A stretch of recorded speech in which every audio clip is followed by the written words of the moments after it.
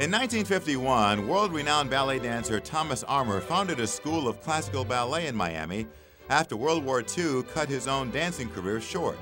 For decades, he relied on paying students until Ruth Wiesen came along.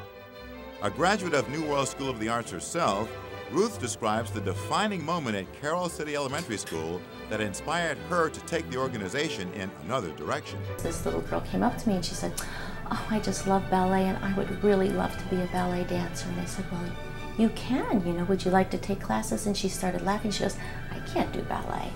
I said, "Why?" She goes, "Only white girls can." So I set about to change that perception.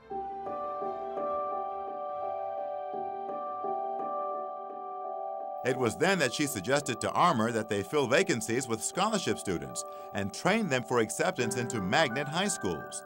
He agreed to give it a try.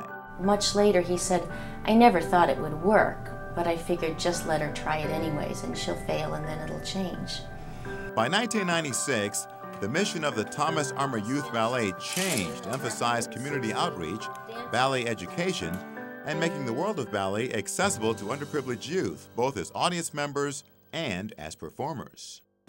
Ruth began by recruiting children in nearby schools who qualified for free or reduced lunch and could not afford dance classes outside of school.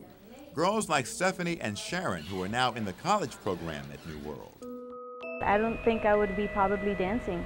It's that serious, because that program, it just, my parents couldn't afford paying classes for me. They couldn't afford taking me to a studio. They couldn't afford anything. I can't tell you how many times I've turned to Miss Ruth and said, "This kid needs classes this summer. What can we do?" And she takes them in no charge. Although she was packing the South Miami studio, Ruth realized she couldn't attract enough children from the far corners of Miami-Dade without being in their own communities. So the Thomas Armour Youth Ballet opened satellites in Homestead, the Redlands, West Grove, and Morningside, where children of all ages, ethnicities, and races are provided the opportunity to benefit from a professional dance program. They learn discipline, incredibly important for kids, not only in their schoolwork, but once they get out in the work world, to have that sense of discipline. The kind of discipline that comes with an art form is rigorous. To succeed, these satellite programs depend on the dedication of volunteer parents and grandparents, like Susan Beatrice Frace, who are thrilled to have this program in their own neighborhood. I'm proud of them because it's like a part of me. Today, Thomas Armour alumni are dancing professionally on Broadway with the Dance Theater of Harlem, the Martha Graham Dance Company, the Joffrey Ballet, Alvin Ailey American Dance Theater, and so many others. The Thomas Armour Youth Ballet has been such a great place for me to start off as a young Black African American artist, and I give homage. I feel like it's a great treasure to Miami, Florida, and to the dance world in general. Although now legendary for nurturing young minority talent like the next artistic director of Alvin Ailey, Robert Battle, Ruth knows this kind of success is not the norm, so preparing them for college is her first priority. It's like my second home.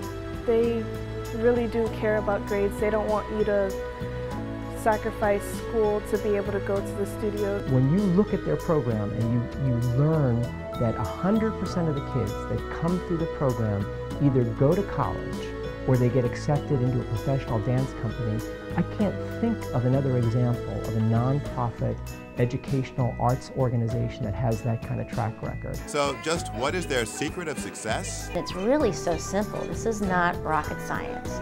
It's giving the kids an opportunity and then making sure that you remove those other obstacles that are in their path. This means Ruth, her teachers, and staff consider themselves interventionists.